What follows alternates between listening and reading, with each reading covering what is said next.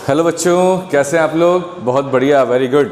तो यहाँ पर हम अपना केमिकल रिएक्शन एंड इक्वेशन का पार्ट 4 लेके आ रहे हैं, जिसमें हमने आपको combination reaction completely with most important example discuss कर लिए थे।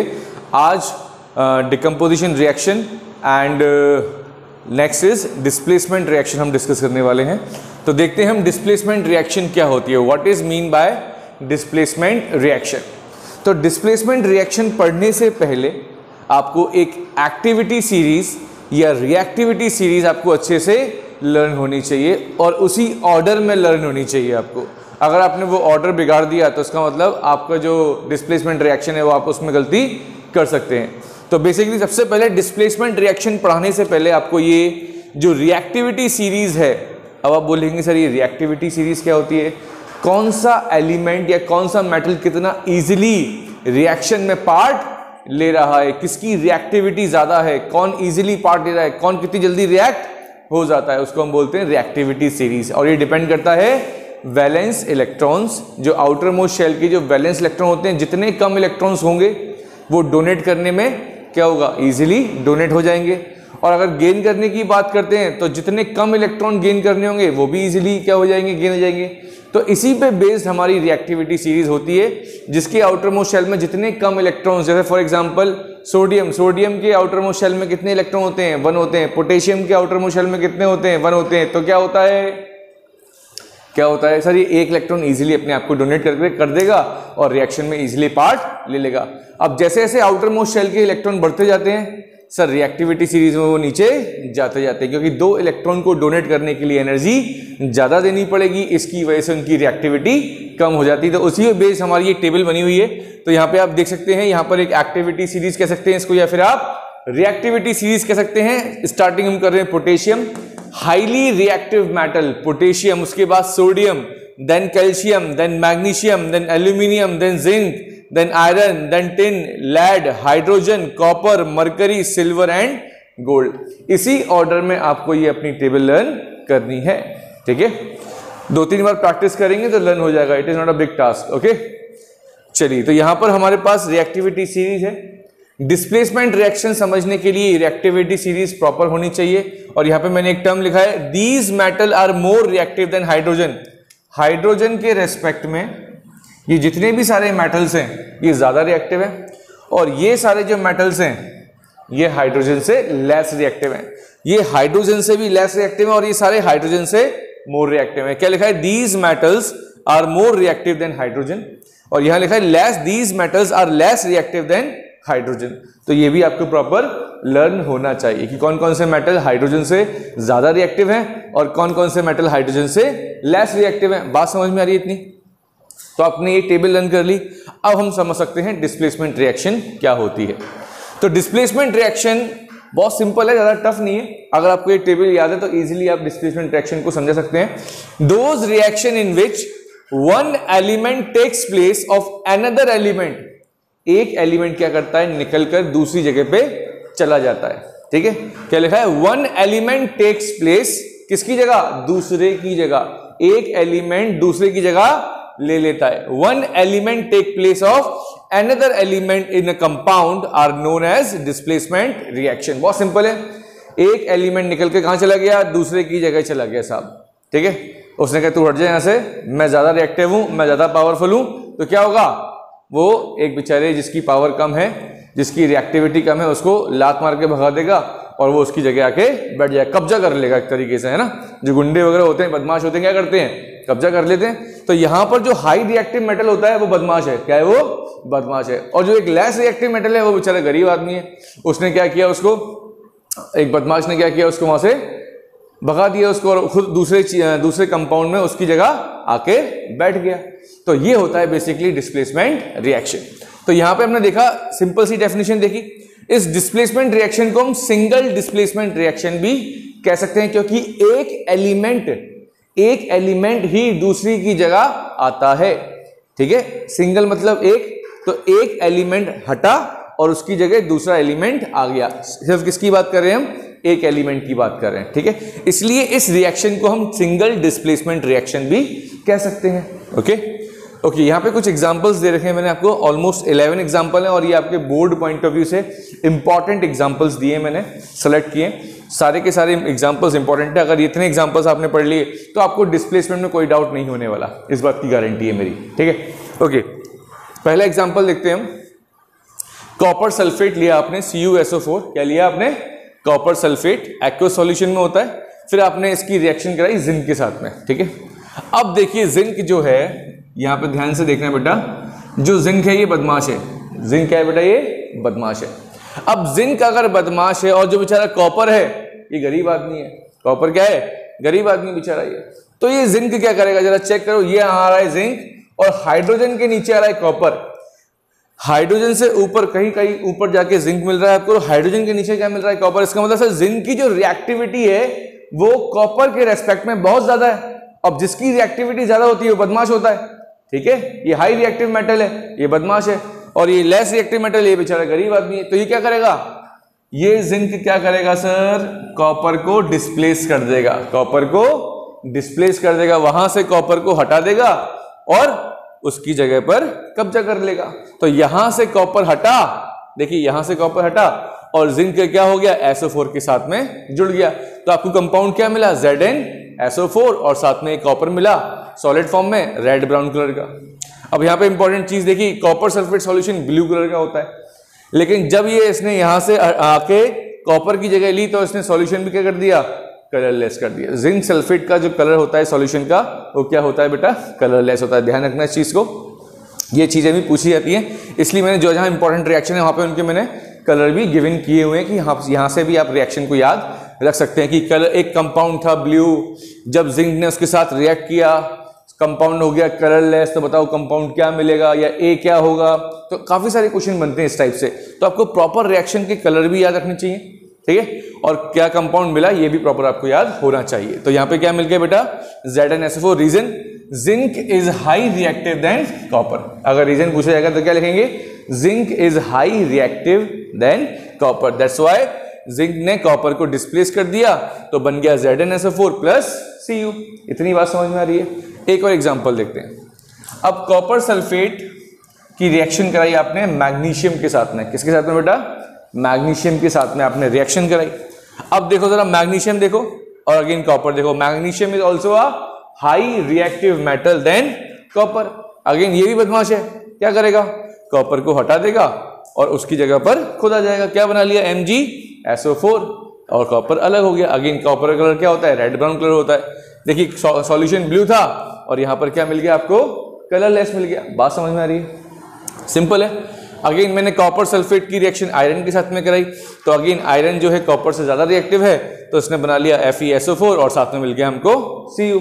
ओके, कॉपर क्लोराइड, हमने यहाँ पे CuCl2 लिया, क्या बोलते हैं इसको? कॉपर क्लोराइड, ठीक, ग्रीन कलर का होता है। इसकी हमने रिएक्शन लेड के साथ में कराई जो कि ब्लूइश ग्रे होता है। अगेन लेड की जरा बात करें, देखिए लेड ऊपर है कॉपर से, तो again lead is a high reactive, that's why lead ने कॉपर को अगेन डिस्प्लेस कर दिया और PbCl2 बना लिया और साथ में Cu अलग हो गया, ठीक है। अगेन ग्रीन से क्या मिल गया? कलरलेस सॉल्यूशन मिल गया आपको। एक और हमने रिएक्शन ली AgNO3 सिल्वर नाइट्रेट, क्या लिया हमने? Silver nitrate. अब सिल्वर नाइट्रेट की रिएक्शन किसके साथ कराई आपने? कॉपर के साथ कराई। बताओ क्या मिलेगा? सर कॉपर जो है, देखिए कॉपर, अब यहाँ पे कॉपर चेक करिए और सिल्वर चेक करिए, कॉपर ऊपर है सिल्वर नीचे, इसका मतलब कॉपर ज्यादा रिएक्टिव है किससे? सिल्वर से। तो अब कॉपर यहां बदमाश हो गया क्योंकि अब उससे भी कमजोर आ गया कोई। अब कॉपर यहां क्या हो गया? यहां पे इन सारी रिएक्शंस में कॉपर क्या था? गरीब आदमी था, लेकिन उससे भी कोई गरीब मिल गया उसको, तो वो गया मैं भी बदमाश हूं। तो इस केस में क्या होगा फिर? कॉपर ने सिल्वर को क्या कर दिया? डिस्प्लेस कर दिया। जब कॉपर ने सिल्वर को डिस्प्लेस किया तो क्या बना लिया इसने? Copper nitrate. क्या बनाया बेटा? Copper nitrate. ये जो कि कलरलेस सॉल्यूशन था, जब कॉपर उसकी जगह आया तो कॉपर नाइट्रेट का जो कलर होगा सॉल्यूशन का वो क्या हो गया? ब्लू हो गया, क्योंकि CuSO4 में देखिए ब्लू, CuSO4 में देखिए ब्लू, तो जहां कॉपर आता है वो सॉल्यूशन जनरली ब्लू सॉल्यूशन बन जाता है, ठीक है। और साथ में सिल्वर क्या हो गया हमारा? अलग मिल गया हमको, ठीक है, ग्रेइश व्हाइट कलर का होता है सिल्वर।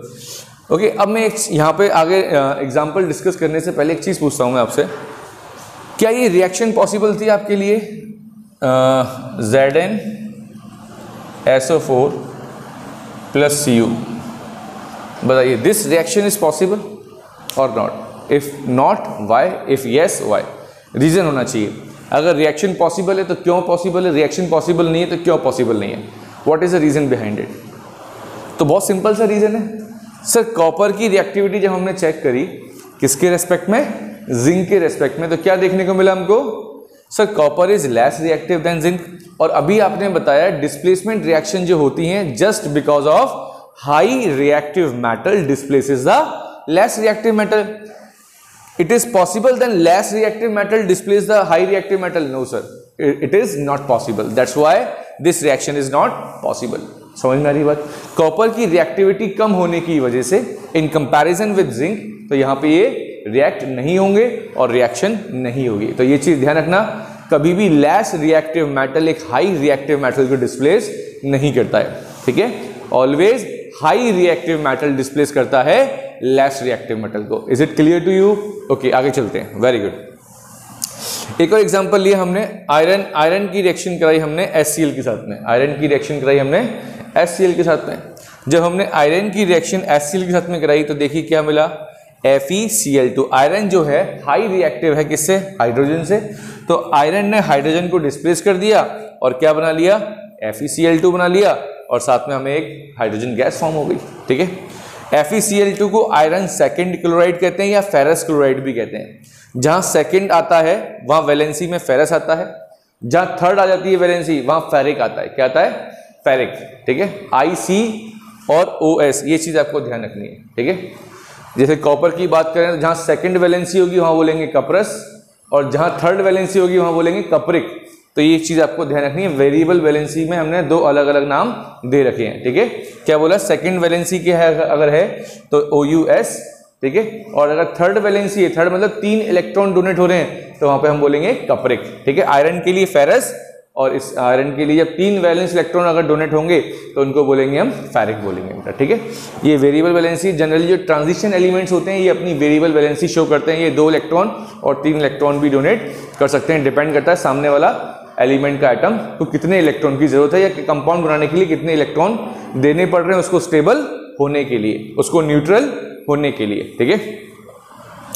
तो यहां पे आ गया FeCl2 आयरन सेकंड क्लोराइड, जिसको हमने बोला फेरस क्लोराइड, और साथ में हमको मिला हाइड्रोजन गैस। नेक्स्ट रिएक्शन देखिए, एग्जांपल नंबर 7, मैग्नीशियम की रिएक्शन कराई आपने HCl के साथ में। अगेन मैग्नीशियम क्या है बेटा, हाइड्रोजन से ज्यादा रिएक्टिव है। क्या मिल गया, MgCl2 प्लस H2। सोडियम की रिएक्शन H2 के साथ में कराई तो क्या मिला, sodium is high reactive than hydrogen, क्या हो गया, NaOH मिल गया। ये रिएक्शन थोड़ी इंपॉर्टेंट है, ध्यान रखना। If sodium react with water, sodium is high reactive than hydrogen, क्या मिल गया हमको, NaOH मिला, और साथ में हाइड्रोजन गैस मिली, ठीक है? ये रिएक्शन इंपॉर्टेंट है, याद रखना।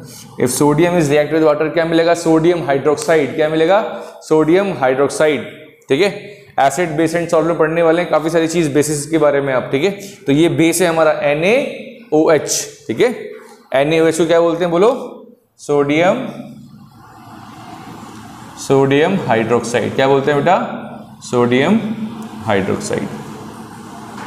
ओके, नेक्स्ट इज हमारे पास है अब CuO कॉपर ऑक्साइड। ओके, इससे पहले एक रिएक्शन और है, क्लोरीन की रिएक्शन आपने पोटेशियम आयोडाइड के साथ कराई। क्या बोलते हैं KI को, पोटेशियम आयोडाइड, ठीक?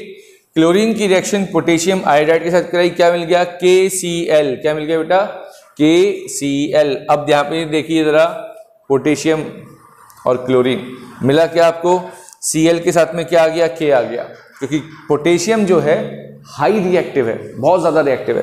तो पोटेशियम जो है यहाँ पे क्लोरीन के साथ ऐड हो गया और इसने I2 को अलग कर दिया, ठीक है?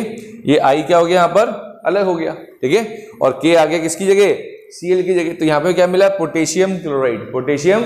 अब यहाँ पे मेटल और नॉन मेटल की बात कर रहे हैं, किसकी, ये क्लोरीन कैसा है बेटा, क्लोरीन गैस क्या होती है, नॉन मेटल होती है, ठीक है? और पोटेशियम क्या है, मेटल है। तो यहाँ पर भी डिपेंड करता है कि नॉन मेटल में कौन ज्यादा रिएक्टिव है और नॉन मेटल में कौन कम रिएक्टिव है। क्लोरीन भी क्या होता है, हाईली रिएक्टिव होता है, क्योंकि इसको सिर्फ एक इलेक्ट्रॉन की जरूरत होती है अपना ऑक्टेट कंप्लीट करने के लिए। और पोटेशियम को भी क्या है, अपनी एक इलेक्ट्रॉन की जरूरत है, अगर वो अपना एक इलेक्ट्रॉन डोनेट कर दे तो ऑक्टेट कंप्लीट हो जाएगा।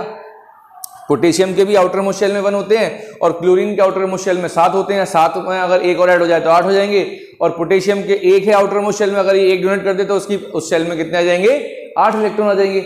इस वजह से यहाँ पे क्या फॉर्म हो गया, KCl फॉर्म हो गया और आयोडीन कंपाउंड अलग मिल गया हमको, ठीक है, आयोडीन एलिमेंट अलग हो गया। ओके, अब नेक्स्ट देखते हैं कॉपर ऑक्साइड। कॉपर ऑक्साइड की रिएक्शन का आपने कराई मैग्नीशियम के साथ में, क्या मिला, मैग्नीशियम ऑक्साइड प्लस कॉपर, ठीक है। अगेन कॉपर क्या है बेटा, कॉपर क्या है सर, मैग्नीशियम के रेस्पेक्ट में लेस रिएक्टिव, देन मैग्नीशियम ने कॉपर को डिस्प्लेस कर दिया और क्या फॉर्म हो गया आपका, MgO। अब हम आते हैं अपनी लास्ट रिएक्शन पे, Fe2O3, क्या बोलते हैं, आयरन थर्ड ऑक्साइड। अभी बताया था मैंने, जहां थर्ड आ जाता है वहां का यूज करते हैं फेरिक, IC, ठीक है। आयरन थर्ड ऑक्साइड को हमने बोला फेरिक ऑक्साइड, इसकी रिएक्शन कराई हमने एल्यूमिनियम के साथ में। अब आयरन और एल्यूमिनियम चेक करो, ये आयरन नीचे है और एल्यूमिनियम ऊपर है। Aluminium is high reactive then iron, aluminium से कम रिएक्टिव कौन है, आयरन है, या फिर बोल सकते हैं एल्यूमिनियम ज्यादा रिएक्टिव है किससे, आयरन से। तो एल्यूमिनियम ने आयरन को क्या कर दिया, डिस्प्लेस कर दिया और क्या फॉर्म कर दिया, Al2O3, और साथ में हमको मिला iron which is in molten form, which is in molten form. समझ में आ रही है बेटा बात। तो ये काफी सारे एग्जांपल्स देखे हमने डिस्प्लेसमेंट रिएक्शन की। तो आई होप कि अब आपको डिस्प्लेसमेंट रिएक्शन में बेसिक चीजें क्लियर हो गई होंगी कि हम डिस्प्लेसमेंट रिएक्शन कब कैसे बोल सकते हैं, कब कैसे रिएक्शन होती है बेसिकली, और कब पॉसिबल नहीं है। तो लेस रिएक्टिव मेटल कभी भी हाई रिएक्टिव को डिस्प्लेस नहीं करेगा, और एक हाई रिएक्टिव मेटल हमेशा क्या करेगा, एक लेस रिएक्टिव मेटल को डिस्प्लेस करेगा। तो आई होप कि आपको ये डिस्प्लेसमेंट रिएक्शन क्लियर हो गई होगी। Okay, thank you guys, take care, bye bye.